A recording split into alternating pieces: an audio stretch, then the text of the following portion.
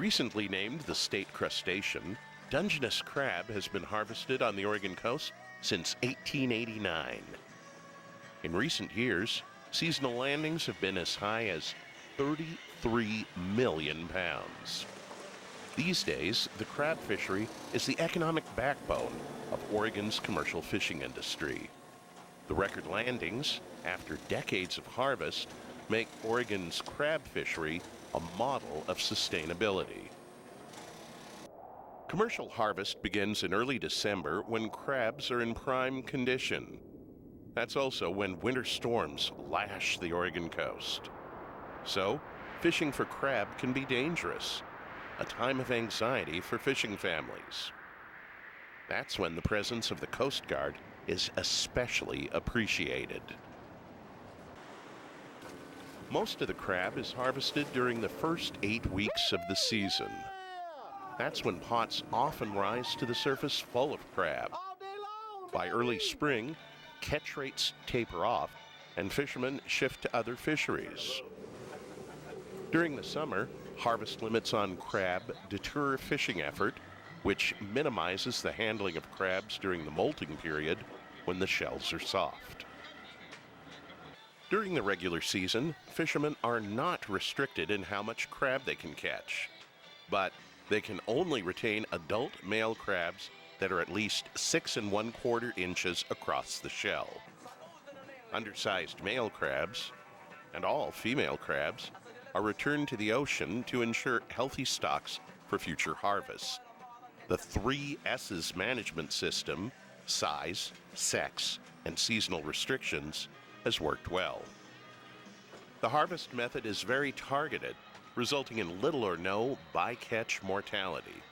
And because crab inhabit soft, sandy bottom, crab pots aren't deployed in more sensitive and complex rocky marine habitats. Gear regulations are designed with conservation in mind.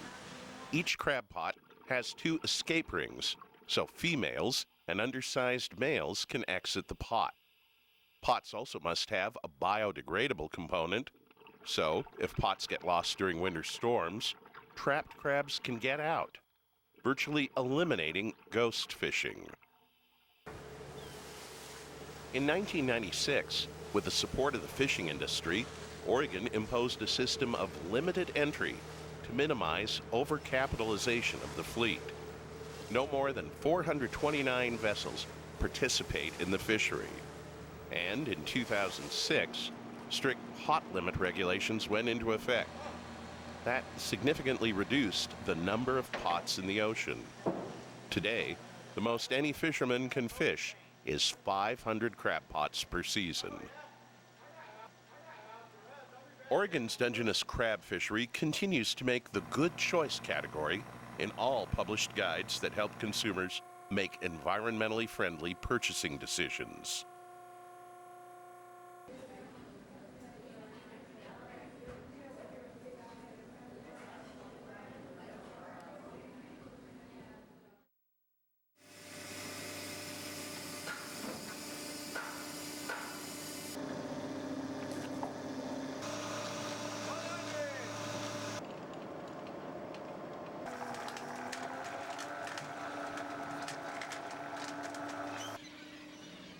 Another Oregon ocean fishery that earned MSC certification is the Oregon pink shrimp fishery.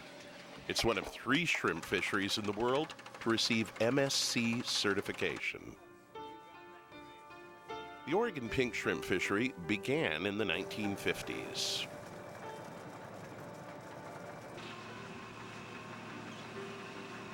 Oregon pink shrimp are cooked and peeled by machines at shoreside seafood processing facilities and used in a variety of dishes. Shrimp season in Oregon begins on April 1st and continues through the summer months. Oregon pink shrimp is harvested using a small mesh net towed above the seafloor over mostly muddy bottom habitats. These shrimp populations, like Dungeness crab, fluctuate substantially from year to year because of changing ocean conditions. And, like crab, these shrimp breed very quickly. That's why shrimp and crab fisheries can be managed without an overall quota. The Oregon Department of Fish and Wildlife restricts the length of the season. The shrimp season starts on April 1st, after shrimp have reproduced. About 10 years ago, shrimp fishermen made a huge adjustment. In the past, a substantial amount of rockfish was harvested in the shrimp fishery with the shrimp. When strict catch limits on rockfish were instituted, especially for canary rockfish, shrimp fishermen had to eliminate rockfish bycatch from their fishery. Fishermen worked with the Oregon Fish and Wildlife Department to develop a rockfish excluder device. The excluder is an apparatus built into a shrimp net.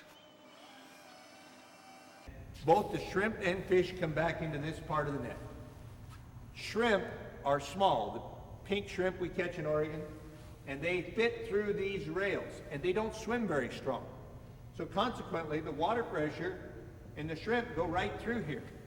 All the small fish and big fish, I mean, we even get big halibut, they come down here, they're coming through the net here, they hit the grate, and they swim right out. The whole top of this net is opened up. So a big skate, a big halibut, a small fish, as soon as they hit this, they're strong swimmers, they swim right out in the open ocean. Good fisheries management, good for the environment, and save millions of tons of fish off our coast. So all the finfish, dark splotch, red snapper, green snapper, larger whiting, all the bycatch hits this grate and swims out this hole, and the shrimp go back through the grates. So we've made a bycatch device that eliminates, 90% of the bycatch or more, as low as 1%, which I had tested with observers here this year, to 0 in clean fishing. So a great thing for the fishery here.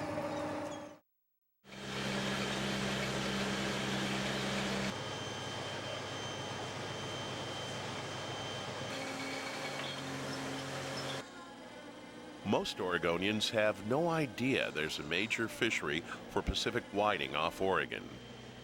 Each year, Oregon fishermen harvest between 95 and 135 million pounds of whiting, a volume overshadowing most other fisheries.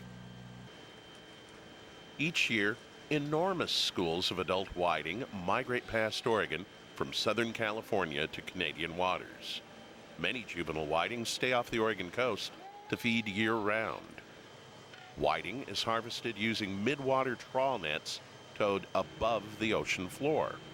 The nets seldom touch the bottom of the ocean. The domestic whiting fishery began in the 1980s when Oregon-based fishermen pioneered joint venture agreements with the Soviet Union and other nations during the height of the Cold War. In those days, Oregon fishermen harvested whiting and delivered the catch to large sea-based foreign processor vessels. Later, a fleet of American-based catcher-processor vessels from Seattle took over the fishery. Then, in the early 1990s, Oregon fishermen and processors worked with Oregon State University, Oregon Coastal Zone Management Association, and others to document that some whiting could be processed onshore in Oregon. The federal government awarded Oregon fishermen with groundfish permits a shoreside allocation of Pacific whiting. Today, approximately 20 Oregon-based vessels are engaged in the whiting fishery. For years, Pacific whiting was an underutilized resource because the fish protein breaks down rapidly after harvest. Fishermen and processors worked with scientists at Oregon State University's Seafood Lab to develop handling techniques to overcome those challenges. Most vessels store whiting below decks in tanks of refrigerated seawater to prevent spoilage. Fishermen deliver the catch at specialized shoreside processing plants. Whiting is often a main ingredient in crab-flavored surimi seafood, a fully cooked fish protein product. Recently, a growing percentage of the catch has been processed and marketed as frozen fillets and headed and gutted products. Like other Oregon fisheries, Pacific whiting is managed using precautionary principles. On the average, each year, no more than 11% of the overall biomass is harvested.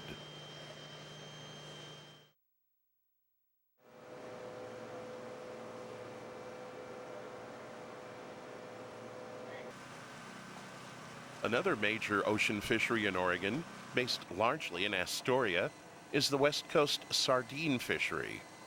During some decades, West Coast sardines are the most abundant fin fish in the California current. Sardines range from Baja California to Canadian waters. The West Coast sardine fishery began in 1916 and expanded rapidly. Before long, Monterey, California was the center of the fishery. John Steinbeck, one of America's most celebrated novelists, immortalized the West Coast sardine fishery in Cannery Row. At the fishery's peak during the 1930s, it was the largest fishery in the Western Hemisphere.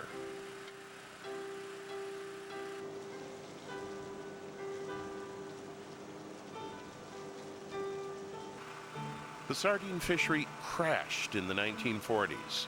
For decades, sardines served as a cautionary tale of what happens because of overfishing. Then, during the 1980s, something remarkable happened. On the West Coast, fishermen began to encounter large schools of sardines.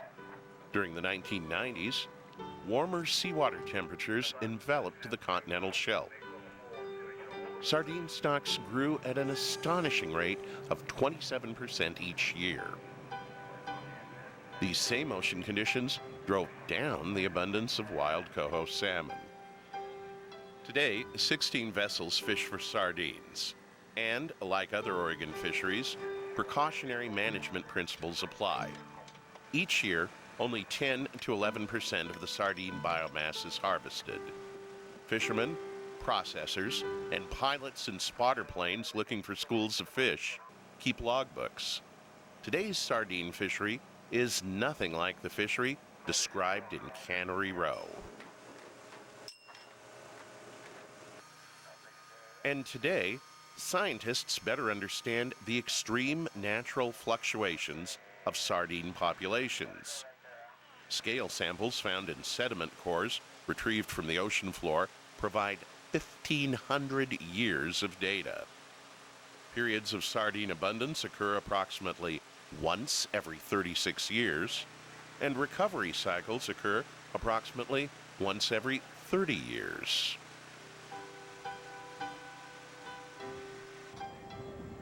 So this time around, when this abundance cycle for sardines runs its course, scientists won't identify overfishing as the culprit.